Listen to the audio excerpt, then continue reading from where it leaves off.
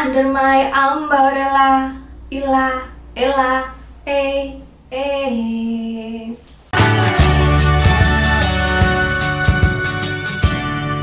Halo, selamat datang di Kriwi Life, ngobrolin kesehatan bareng aku, Bidan Oni. Hari ini kita akan membahas soal Ila dan Ella. Ini sebenarnya adalah teknik epidural atau anestesi yang bisa mengurangi nyeri persalinan. Namanya mirip, tujuannya sama, tapi prosedurnya sedikit berbeda.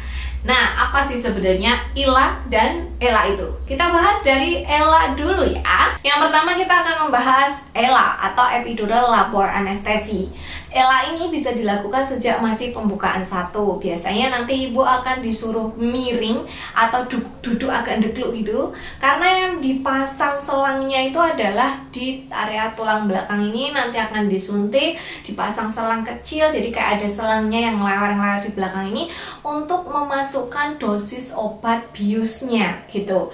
Nah, Ella ini biasanya setelah disuntikan 10 menitan sudah bekerja reaksinya, dan karena dia kan ada selangnya ya, jadi dosisnya bisa di-maintain terus-terusan sampai nanti pembukaan lengkap. Biasanya agak dikurangi supaya ibu bisa merasakan kontraksi. Kalau kalian sudah nonton video aku tentang kapan harus mengejan, itu kontraksi sebenarnya sangat penting walaupun rasanya mungkin nggak nyaman, karena dengan adanya kontraksi ibu kayak dapat aba-aba kapan ibu harus mengejan. Kalau sama sekali nggak bisa merasakan kontraksi, ya jadi nggak tahu toh kapan mengejannya. Nah, karena Ella ini dibikin bius atau mati rasa di area perut ke bawah, jadi otomatis nanti area kemaluan, area kaki itu juga kebas. Makanya biasanya ibu yang melakukan prosedural epidural ini nantinya akan dipasang selang kateter karena nggak bisa jalan ke kamar mandi bu untuk pipis. Dan biasanya ya cuman berbaring aja karena harus dimonitor seluruh vital sign-nya atau tanda-tanda vitalnya. Terus ya nggak bisa jalan-jalan juga sih karena kan kakinya juga kayak mati rasa seperti itu. Nah, kalau Ella tadi epidural labor anestesi, kalau Ila itu intrathecal labor anestesi. Sebenarnya tujuannya sama sih untuk mengurangi nyeri kontraksi, tapi Ila ini itu biasanya single dose aja atau dosis tunggal. Jadi biasanya disuntikannya ketika pembukaannya udah lebar, kayak pembukaan 7 ke atas gitu. Biasanya Ila ini setelah disuntikan 5 menit udah berasa khasiatnya. Tapi biasanya khasiatnya juga karena cuma single dose itu cuma bertahan antara 2-3 jam. Jadi nanti setelah persalinan ya mulai kerasa lagi daerah-daerah yang tadinya mati rasa kayak perut ke bawah, kaki, area kemaluan itu nanti setelah persalinan akan terasa lagi. Bedanya Ila sama Ella, kalau Ila karena suntiknya baru di pembukaan 7, jadi nanti di pembukaan 1-7 ini ya ibu masih merasakan nyeri kontraksi kayak gitu. Jadi biasanya ya tetap bisa jalan-jalan, tetap bisa beraktivitas. Baru nanti setelah disuntik Ila, ibunya bed rest.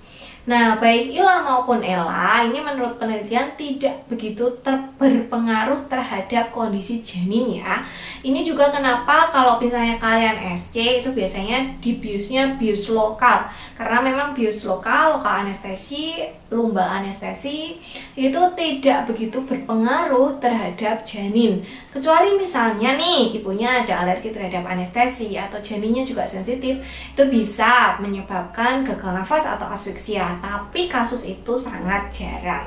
Lalu apa resiko kalau misalnya kalian melakukan Ila dan Ella? Nah, yang namanya bius itu kan pasti ada efek sampingnya ya.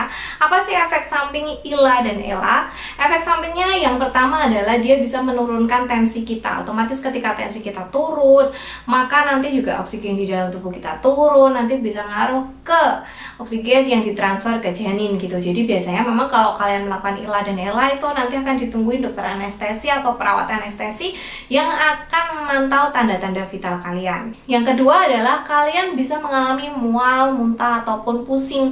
Dan itu adalah hal yang wajar karena efek biusnya gitu. Jadi kayak mungkin ketika merasakan sensasi, wah perutnya kayak hilang nih, kakinya kayak hilang nih gitu, agak-agak stres, agak-agak disoriented gitu, jadi mual, jadi pusing kayak gitu. Resiko yang selanjutnya adalah ibu bisa jadi kesulitan mengejan. Jadi kontraksi itu walaupun sakit dan tidak nyaman, tapi dia kayak pemandu kita untuk tahu kapan sih kita harus mengejan.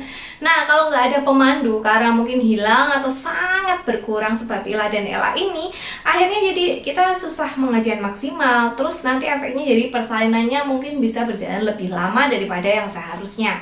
Dan ini juga bisa jadi meningkatkan resiko robekan perineum karena kadang persalinan yang lama kayak gitu jadi mungkin akan dilakukan tindakan episiotomi atau dibantu dengan alat, atau karena kita ngejennya nggak ada pemandunya, akhirnya ngejennya asal-asalan aja lah, yang penting ngejen. Nah, itu jadi meningkatkan resiko robekan perineum. Kemudian resiko yang lainnya adalah bisa menyebabkan nyeri back pain. Nah, ini bisa sampai 2 minggu setelah persalinan ya, nyeri back pain akibat ILA maupun ELA. Namun, di samping resiko itu, ILA dan ELA ini mempunyai manfaat atau benefit yang cukup oke sih. Jadi, untuk ibu-ibu yang mungkin takut melahirkan karena takut menghadapi nyeri kontraksi, bisa mempertimbangkan ILA dan ELA ini sebagai salah satu alternatif manajemen nyeri. Karena memang dia benar-benar bisa mengurangi atau bahkan menghilangkan rasa nyeri. Kemudian, manfaat ILA dan ELA yang lainnya adalah karena tidak terlalu kesakitan, maka akhirnya nanti ibu jadi lebih alright gitu, lebih fit, lebih berenergi, lebih siap ketika menghadapi persalinan atau mengasuh bayinya karena nggak terlalu capek kan. Dan ILA dan ELA ini juga konon katanya bisa mengurangi depresi pasca persalinan. Mungkin karena dengan adanya ILA dan ELA ini persalinan jadi berasa lebih nyaman dan enak. Tapi sebenarnya kalau mau persalinan nyaman dan enak, kalian bisa melahirkan secara mindfulness dengan belajar nafas, belajar menyadari bahwa kalian itu memang lagi hamil yang memang seperti ini, prosesnya seperti ini. Itu bisa kok untuk mengurangi resiko depresi pasca persalinan. Nah, segitu dulu pembahasan tentang ILA dan ELA. Semoga cukup jelas ya penjelasannya kali ini. Sampai jumpa di video selanjutnya. Silahkan tinggalkan pertanyaan di kolom komentar, share video ini sebanyak-banyaknya, dan jangan lupa subscribe supaya nggak ketinggalan video terbaru dari aku. Serta silahkan follow Instagram aku @bidankriwil untuk informasi kesehatan ibu dan anak lainnya. Bye-bye!